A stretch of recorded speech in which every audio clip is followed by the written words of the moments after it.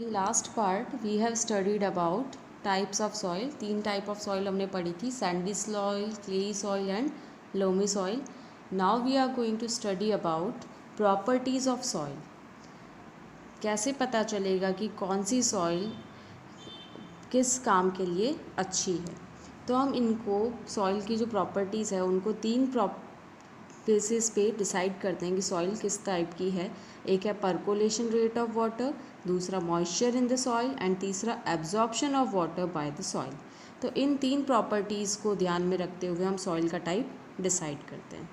To know the suitable soil for various purposes one must know its property. कौन सी soil किस purpose के लिए अच्छी है ये पता करने के लिए हमेशा हमें इसकी जो प्रॉपर्टीज़ है उसके बारे में पता होना चाहिए. Three important properties of soil are. तीन इम्पॉर्टेंट प्रॉपर्टीज़ जो है सॉइल की वो है percolation rate of water, moisture in the soil and absorption of water by the soil. तो अब हम एक एक करके इनको पढ़ेंगे. सबसे पहला है percolation rate of water in soil. The rate at which water or any liquid passes down through any material is known as percolation rate. मतलब वो रेट जिससे पानी या फिर कोई भी दूसरा लिक्विड वो उस मटेरियल से होता हुआ नीचे की तरफ जाता है, उस पास डाउन मतलब उससे होता हुआ नीचे की तरफ जाएगा, वो कहलाएगा उसका percolation rate. Different soils have different porosity. हर जो सॉइल है उसकी पोरोसिटी अलग होती है. पोरोसिटी मतलब उसके जो छेद प्रेजेंट है उसके पार्टिकल्स के बीच में जो एम्प्टी स्पेसेस हैं वो अलग अलग होते हैं. Therefore water percolates differently through the different soil. इसीलिए जो वाटर है वो अलग अलग रेट पे अलग अलग सॉइल में परकोलेट होता है. Percolation of water can be calculated using the formula given below. तो किसी भी सॉइल की जो परकोलेशन रेट है वो एक फार्मूला को यूज़ करके हम फाइंड आउट कर सकते हैं कि किसी भी सॉइल से कितना वाटर जो है वो उससे पास डाउन हो रहा है, उससे होते हुए नीचे की तरफ जा रहा है. ये पता करने के लिए एक फार्मूला होता है. ये फार्मूला है परकोलेशन रेट ml या फिर ml पर मिनट में इसको काउंट करते हैं. अमाउंट ऑफ वाटर मतलब कितना वाटर हमने लिया है और उसको कितना टाइम लगा है उससे पास होने में, वो कहलाएगा उसका percolation rate. The percolation rate of water in Sandy soil is the fastest and in clayey soil is the slowest. तो सबसे ज़्यादा जो परकोलेशन जल्दी किस में होता है, सैंडी सॉइल में होता है, क्योंकि उसके पार्टिकल्स के बीच में स्पेस बहुत ज़्यादा होता है, इसीलिए जो वाटर है वो आराम से उससे नीचे की तरफ चला जाता है. जबकि क्लेई सॉइल के अंदर स्मॉल पार्टिकल्स जो है वो क्लोजली पैक्ड होते हैं, तो उससे इजीली वाटर जो है वो नीचे की तरफ नहीं जाता है. इसीलिए परकोलेशन रेट जो है वो क्लेई सॉइल की सबसे कम है और सैंडी सॉइल की सबसे ज़्यादा है. Let us find out the percolation rate of water through different types of soil. अब हम परकोलेशन रेट जो है सॉइल की वो फाइंड आउट करेंगे इस एक्टिविटी के थ्रू कि किस सॉइल की कितनी परकोलेशन रेट है. देखो इसके अंदर क्या करेंगे, हमें क्या क्या चीज़ें चाहिए इसके लिए. पीवीसी पाइप चाहिए जो जनरली इतने डायामीटर और लेंथ का होना चाहिए, और ये पाइप जो है वो दोनों तरफ से खुला होना चाहिए. अब हम वाटर लेंगे. अब इसको करने के लिए क्या करेंगे, कोई एक जगह चूज़ कर लो जहाँ पे आप ये एक्सपेरिमेंट परफॉर्म कर सको. इसमें हमें क्या करना है, फिक्स पाइप का जो एक एंड है वो सॉइल के अंदर फिक्स कर देना है. कितनी कितनी गहराई के अंदर, 2 से 3 सेंटीमीटर सॉइल के अंदर इस तरह से उसको पाइप को फिक्स कर देना है मिट्टी के अंदर. और हम उसके फिक्स पानी ले लेंगे. जैसे मान लो हमने 100 ml पानी ले लिया, वो हम उस पाइप के अंदर डालेंगे और फिर हम इमीडिएटली नोट करेंगे कि कितना टाइम उसको लगता है. पूरे टाइम पानी को नीचे जाने के, इस मिट्टी के पूरा नीचे की तरफ जाने में कितना टाइम लग रहा है, हम हमारी ऑब्जर्वेशन को नोट करेंगे. और हमारा जो ये फॉर्मूला है परकोलेशन ऑफ वाटर का, उसको यूज़ करते हुए परकोलेशन रेट निकालेंगे. तो परकोलेशन का जो फॉर्मूला होता है वो क्या होता है, अमाउंट ऑफ वाटर. हमने अमाउंट ऑफ वाटर कितना लिया था, 100 ml, और जितना भी टाइम लगेगा, जैसे मान लो 20 मिनट 5 मिनट, इस तरह से हम उसको लिख लेंगे जो टाइम लग रहा है. डिवाइड कर लेंगे दोनों को और जो भी हमारा आंसर आएगा वो उस सॉइल का परकोलेशन रेट होगा. नेक्स्ट जो प्रॉपर्टी है वो moisture in the soil. Soil के बीच में कितना वाटर प्रेजेंट है. मॉइस्चर मतलब जो नमी होती है वो. तो सॉइल के पार्टिकल्स के बीच में कितना वाटर प्रेजेंट है वो इसका मॉइस्चर कंटेंट कहलाएगा। Amount of water present in the soil is called the moisture content in the soil. इसको डेफिनेशन को अंडरलाइन कर लो। सॉइल के अंदर कितना मॉइस्चर प्रेजेंट है ये किससे पता चलता है, उस मिट्टी के अंदर कितना वाटर है उससे ये चीज़ हमें पता चलेगी। The amount of moisture present in clayey soil is highest and that in Sandy soil is lowest. तो सबसे ज़्यादा मॉइस्चर किसके अंदर होता है, क्लेई सॉइल के अंदर, और सबसे कम होता है सैंडी सॉइल के अंदर। अभी हमने परकोलेशन रेट पढ़ी थी, तो परकोलेशन रेट इससे उल्टी है ना। परकोलेशन रेट सैंडी सॉइल की सबसे ज़्यादा है और क्लेई सॉइल की सबसे कम, और मॉइस्चर सबसे ज़्यादा क्लेई सॉइल में है और सबसे कम सैंडी सॉइल में। Perform a simple activity to find out on your own. अब हम तो ये कह रहे हैं कि इसके अंदर क्लेई सॉइल के सबसे ज़्यादा है और सैंडी सॉइल की सबसे कम है, इसको हम इस एक्टिविटी से खुद भी पता कर सकते हैं कि ज़्यादा किसकी है और कम किसकी है। देखो इसके लिए क्या करेंगे, एक ड्राई बॉइलिंग ट्यूब लेंगे इस तरह से, उसके अंदर कुछ सॉइल सैंपल डाल के उसको इस तरह से कॉर्क जो होता है ढक्कन उससे बंद कर देंगे। फिर लो फ्लेम पर इसको हीट करेंगे। जब इसको हीट करेंगे तो क्या होगा, आप यहाँ ऊपर की तरफ देखोगे कि छोटी छोटी पानी की ड्रॉपलेट्स इकट्ठी हो जाएगी। ये पानी की ड्रॉपलेट्स हमें क्या बताएगी कि मिट्टी के अंदर वाटर जो है वो प्रेजेंट होता है, मतलब मिट्टी के अंदर मॉइस्चर है। Last property is absorption of water by the soil. We have studied in the previous section that different soil have different water holding capacities. These means different soil absorb different amount of water. Let us see which kind of soil absorb more water. पिछली section में हमने क्या पढ़ा था कि अलग अलग जो सॉइल होती है उसकी वाटर होल्डिंग कैपेसिटी भी अलग अलग है। सबसे ज़्यादा water holding capacity clayey soil की थी और सबसे कम सैंडी सॉइल की थी। इसका मतलब क्या हुआ कि सॉइल जो है वो अलग अलग अमाउंट में वाटर एब्जॉर्ब करती है। तो यहाँ पे एक एक्टिविटी गिवन है, इससे हम क्या पढ़ेंगे कि एब्जॉर्प्शन जो होता है वाटर का वो अलग अलग सॉइल में कितना है। यहाँ पे हम एक फ़नल लेंगे, ये जो दिख रहा है ना, ये ग्लास सा, ये है फ़नल। इस फ़नल के अंदर एक फ़िल्टर पेपर को फोल्ड करके रख लेंगे। 50 ग्राम सॉइल को वेट करके, ड्राई सूखी हुई जो सॉइल होगी, ड्राई बिल्कुल मिट्टी में सूखी हुई, धूप में सूखी हुई, उसको लेंगे और 50 ग्राम सॉइल को इस फ़नल पेपर के ऊपर रख लेंगे। फिर 100 ग्राम वाटर को, 100 ml वाटर को मेजर करके लेंगे और धीरे धीरे इस मिट्टी के ऊपर डालेंगे। फिर ये जो सॉइल सैंपल है इससे जो पानी है वो क्या होगा, धीरे धीरे यहाँ वाटर नीचे की तरफ इस फनल के नीचे से ड्रिप ड्रिप ड्रॉप ड्रॉप बन के ड्रिप फॉर्म में नीचे की तरफ आने लग जाएगा। जब वो पूरा पानी ऊपर से नीचे की तरफ आ जाएगा तो हम क्या करेंगे, जो पानी बचा है उसको मेजर करेंगे। मान लो कि 60 ml पानी यहाँ पर बचा, तो कितना पानी एब्जॉर्ब हुआ मिट्टी में, टोटल हमने कितना पानी डाला था 100 ml, और नीचे की तरफ कितना आया 60 ml। इट मीन्स जो 40 ml वाटर जो नहीं आया है नीचे की तरफ वो कहाँ गया, इस मिट्टी ने एब्जॉर्ब कर लिया, सॉइल ने एब्जॉर्ब कर लिया। तो जैसे कि 1 ml जो वाटर है वो 1 ग्राम के बराबर होता है, उसी तरह जो वाटर एब्जॉर्ब किया सॉइल ने वो किसके बराबर हुआ, 40 ग्राम के। तो अपन इसको परसेंटेज फॉर्म में भी दे सकते हैं कि कितना परसेंटेज वाटर सॉइल ने एब्जॉर्ब किया, तो उसको जब हम निकालेंगे तो कितना आएगा 80%। ये एक्सपेरिमेंट हम दूसरे अलग अलग सॉइल सैंपल लेकर रिपीट कर सकते हैं और पता कर सकते हैं कि कौन सी सॉइल ज़्यादा वाटर एब्जॉर्ब कर रही है और कौन सी कम कर रही है। इस एक्टिविटी को जब परफॉर्म करेंगे तो हम ये देखेंगे कि सैंडी सॉइल जो है वो सबसे लेस वाटर एब्जॉर्ब करती है, मतलब उसका परकोलेशन सबसे ज़्यादा है, जबकि क्लेई सॉइल ज़्यादा वाटर एब्जॉर्ब करेगी और परकोलेशन उसका कम होगा। Next, you have already seen that sandy soil cannot absorb much water because of the large spaces between the soil particles. On the other hand, clayey soil absorb and retain a lot of water. तो हमने क्या देखा अभी कि Sandy soil जो है वो ज़्यादा पानी को नहीं एब्जॉर्ब करती, ज़्यादा पानी को नहीं सोख सकती है, क्योंकि उसके सॉइल पार्टिकल्स के बीच में स्पेसेस बहुत ज़्यादा होते हैं। जबकि दूसरी तरफ क्लेई सॉइल जो है वो ज़्यादा पानी को एब्जॉर्ब करती है। In fact, in areas where there is lot of clay in the soil, stagnant water collects above the soil whenever it rains. तो ऐसे एरिया जहाँ पर क्लेई सॉइल ज़्यादा मिलती है वहाँ पर क्या होता है, पानी उस मिट्टी के ऊपर इकट्ठा हो जाता है। स्टैगनेंट मतलब एक जगह पे ठहरा हुआ पानी। तो पानी जब भी बारिश होती है तो वहाँ पे मिट्टी के ऊपर पानी इकट्ठा हो जाता है, पानी बढ़ जाता है, और इसको हम क्या बोलते हैं, वाटर लॉगिंग। जब रेन वाटर मिट्टी के ऊपर इकट्ठा हो जाता है, पानी भर सा जाता है एक जगह पर, तो वो कहलाता है वाटर लॉगिंग। मार्शी एरिया में the soil is always water logged. Marshy area जो दलदल वाला एरिया जो होता है, वहाँ पर हमेशा मिट्टी के ऊपर पानी इस तरह से लॉग होके रहता है।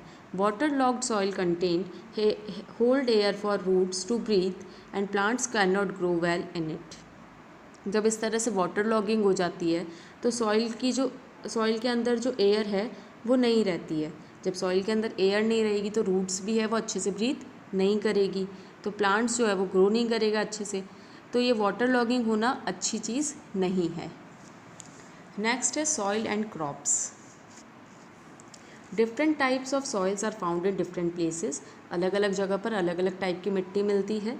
The main factor that affect the type of soil found at a place are kind of parent rock, plant cover and climate.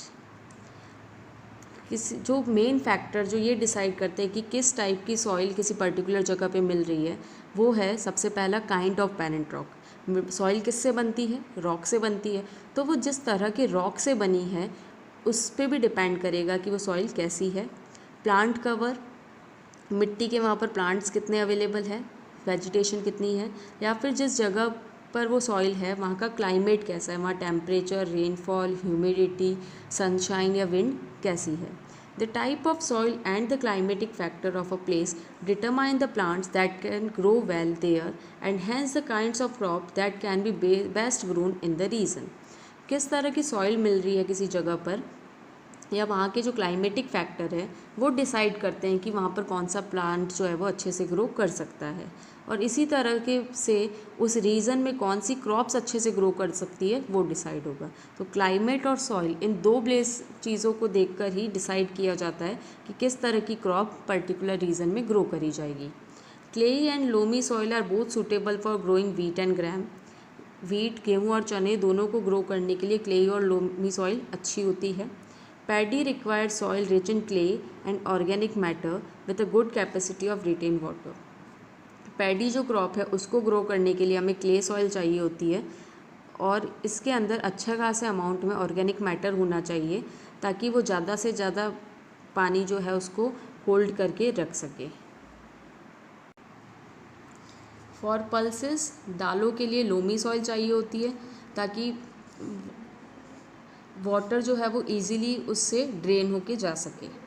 For cotton, sandy loam, cotton कपास की जो खेती होती है उसके लिए सैंडी और लोमी दोनों का मिक्सचर चाहिए होता है। उसके अंदर सैंड से ज़्यादा लोम होना चाहिए अगर हम चाहें कि बेस्ट ग्रो करे वो।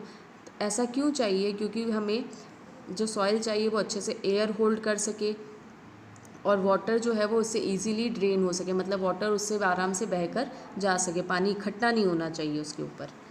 तो कॉटन ऐसी सॉइल में बेस्ट ग्रो करेगी। यहाँ पे देखो डायग्राम में दे रखा है क्लेई सॉइल के अंदर राइस जो है वो बेस्ट ग्रो होता है क्योंकि राइस के लिए हमें वाटर लॉगिंग चाहिए होती है।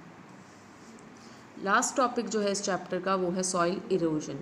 सॉइल इरोजन के बारे में आपने आपकी पिछली क्लासेस में भी पढ़ा है। इसके अंदर टॉप सॉइल जो होती है वो विंड, वाटर इनके कारण एक जगह से दूसरी जगह पर चली जाती है।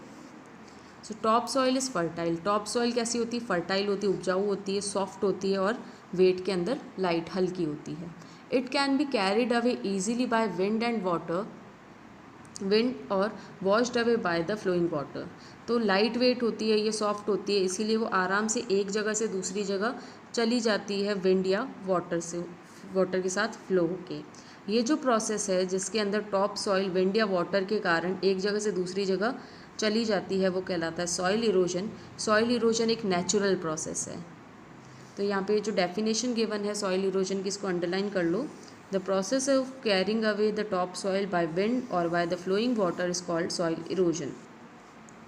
तो ये जो प्रोसेस है ये कहलाता है soil erosion. Soil erosion is the removal of top soil. फिर नेक्स्ट नेचुरल प्रोसेस है, लेकिन सॉइल इरोजन जो है वो क्यों हो रहा है, उसके क्या क्या कारण है वो अब हम पढ़ेंगे। Causes of soil erosion. Soil erosion can lead to floods, famines and landslide in hilly regions. जो पहाड़ी वाले इलाके हैं उसमें लैंडस्लाइड्स हो जाती है, फ्लड्स, बाढ़ आ जाती है, फेमाइन, सूखा पड़ जाता है इन सॉइल इरोजन के कारण। मेन जो कॉज है सॉइल इरोजन के वो है डिफॉरेस्टेशन। डिफॉरेस्टेशन होता है cutting of trees on large scale. जब बहुत ज़्यादा एरिया में एक साथ बहुत ज़्यादा पेड़ काट दिए जाते हैं तो वो कहलाता है डिफॉरेस्टेशन। ओवर ग्रेजिंग, एनिमल्स को क्या किया जाता है, जो हर्बीवोर एनिमल होते हैं उनकी ग्रेजिंग, उनको चढ़ने के लिए हम ऐसी जगह, प्लांट वाली जगह पर ले जाते हैं। तो अगर मान लो वो हद से ज़्यादा वहाँ पे ग्रेजिंग करेंगे तो धीरे धीरे क्या होगा, सॉइल, टॉप सॉइल जो है वो लूज़ हो जाएगी और वो हवा और मिट्टी के साथ बहकर दूसरी जगह चली जाएगी। क्लियरिंग द फॉरेस्ट, डिफॉरेस्टेशन या क्लियरिंग ऑफ फॉरेस्ट सेम चीज़ है। फॉरेस्ट को काट दिया जाता है इंडस्ट्रीज़ या रेजिडेंशियल एरिया या फैक्ट्री सेटअप करने के लिए। तो ये जब चीज़ें हम करते हैं, डिफॉरेस्टेशन, ओवर ग्रेजिंग या क्लियरिंग द फॉरेस्ट, इससे जो लैंड है वो अनकल्टिवेटेड रह जाता है। जब हम खेतों में कई साल ज़्यादा टाइम तक क्या करेंगे, कोई फसल नहीं उगाएंगे, कोई क्रॉप कल्टीवेशन वहाँ नहीं करेंगे, तो वो मिट्टी क्या होगी, लूज़ होती है, और टिलिंग और प्लोइंग के कारण लूज़ तो हो ही जाती है वो, तो बाद में वो क्या होगा, पानी और हवा के साथ बहकर एक जगह से दूसरी जगह चली जाएगी। Deep ploughing forest fire, prevention of soil erosion. तो हमें ये जो फॉरेस्ट फायर है उसको रोकना चाहिए, डीप प्लोइंग नहीं करनी चाहिए। प्लोइंग क्या होता है, मिट्टी, क्रॉप को ग्रो करने से पहले जो मिट्टी को खोदा जाता है बीज डालने के लिए, वो कहलाती है प्लोइंग। तो सॉइल इरोजन को भी हमें प्रिवेंट करना चाहिए। हमें सॉइल इरोजन प्रिवेंट करने के लिए बहुत सारे स्टेप लेने की ज़रूरत है, क्योंकि सॉइल को बनने में मिलियंस ऑफ ईयर लगते हैं, लेकिन उसका इरोजन जो है वो बहुत ही फास्ट रेट पर हो रहा है। सॉइल इरोजन को हम कैसे प्रिवेंट कर सकते हैं, इसके कुछ स्टेप्स हमें दिए हुए हैं। सबसे पहला है bye planting more trees and grasses. ज़्यादा से ज़्यादा हमें प्लांट लगाने हैं, ट्रीज़ और ग्रासेस को लगानी है ज़्यादा से ज़्यादा। Roots of trees bind the soil particles together and prevent soil erosion. Plant की जो रूट्स होती है वो सॉइल के पार्टिकल्स को आपस में बांध के रखती है। तो जो ये रूट्स है ये सॉइल के पार्टिकल्स को बांध के रखती है और इससे सॉइल इरोजन नहीं होता है। Tall trees reduce wind sprint and prevent soil erosion. जो लंबे लंबे पेड़ होते हैं उनके कारण विंड की जो स्पीड है वो कम हो जाती है, तो इससे भी सॉइल इरोजन नहीं होगा। तो सबसे पहला स्टेप जो है सॉइल इरोजन को रोकने का वो है ज़्यादा से ज़्यादा प्लांट्स को लगाना। सेकंड है, in hilly areas the step farming method prevent soil erosion by reducing the speed of flowing water. Hilly areas के अंदर स्टेप फार्मिंग करी जाती है। स्टेप फार्मिंग जैसे अपने सीढ़ियों पे स्टेप होते हैं ना, एक सीढ़ी दूसरी सीढ़ी, वैसे इसी तरह से हिली एरियाज़ में इस तरह से स्टेप फार्मिंग करी जाती है। जैसे यहाँ पर प्लांट लगा दिए, फिर उसके बाद यहाँ लगाएंगे, फिर यहाँ लगाएंगे। तो इस तरह से स्टेप फार्मिंग जो होती है, इससे जो फ्लोइंग वाटर की जो स्पीड है, एक अगर मान लो वो इस तरह से सीधा पानी फ्लो करेगा तो वो जल्दी फ्लो कर जाएगा, जबकि ऐसे स्टेप में जाएगा तो उसको टाइम लगेगा।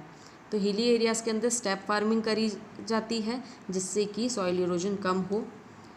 Third is constructing dams and river embankment along the river bank and check dams prevent soil erosion. Construction किया जाता है डैम का, तो रिवर बैंक के यहाँ पर, या फिर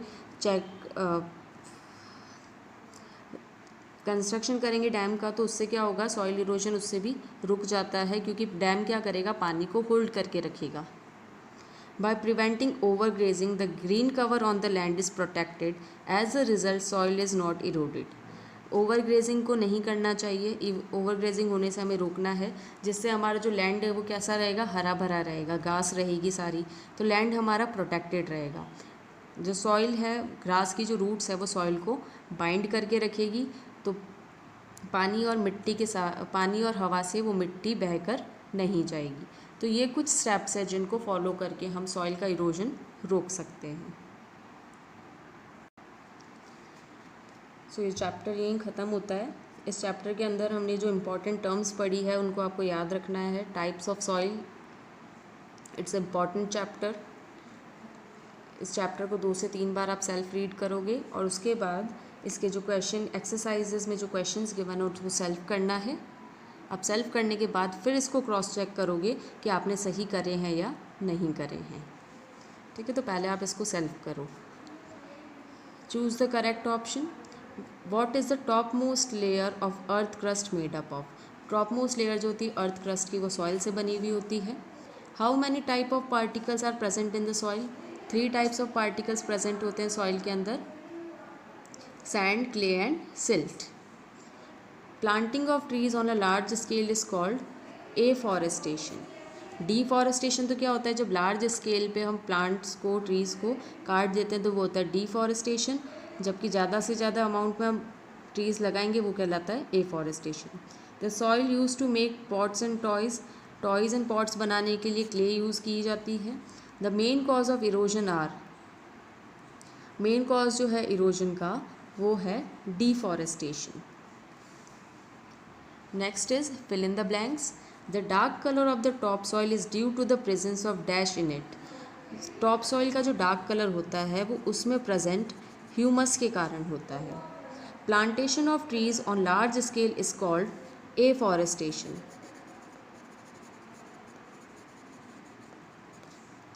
breaking down of rocks into smaller pieces by natural forces is called weathering. Weathering of soil, इसके अंदर रॉक जो है वो मिट्टी के अंदर चेंज हो जाता है. B horizon of the soil is lighter in colour due to the presence of less amount of. B horizon जो होता है उसका कलर लाइट होता है क्योंकि उसके अंदर ह्यूमस की अमाउंट कम होती है, तो इसका आंसर भी होगा humus.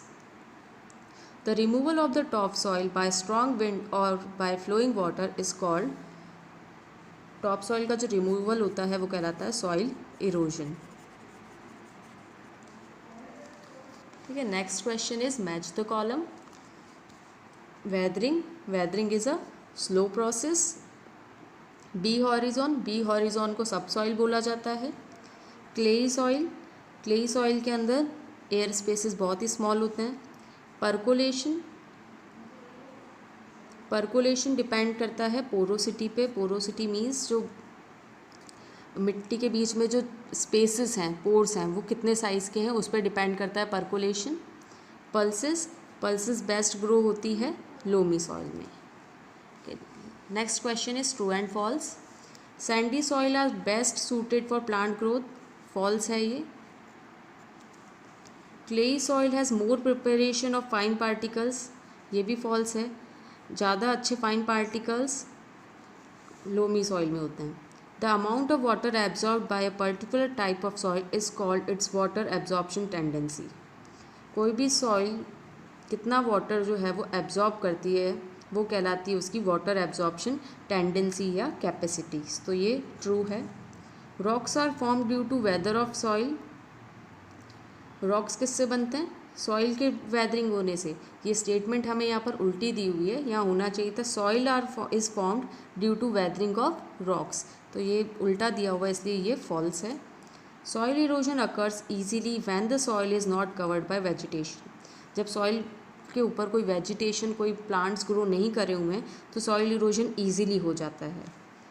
So it's true. Next इसके जो क्वेश्चन आंसर है वो आपको PDF फॉर्मेट में प्रोवाइड करवा दिए जाएंगे. You have to do this in your notebook and just read the chapter twice and thrice. Thank you.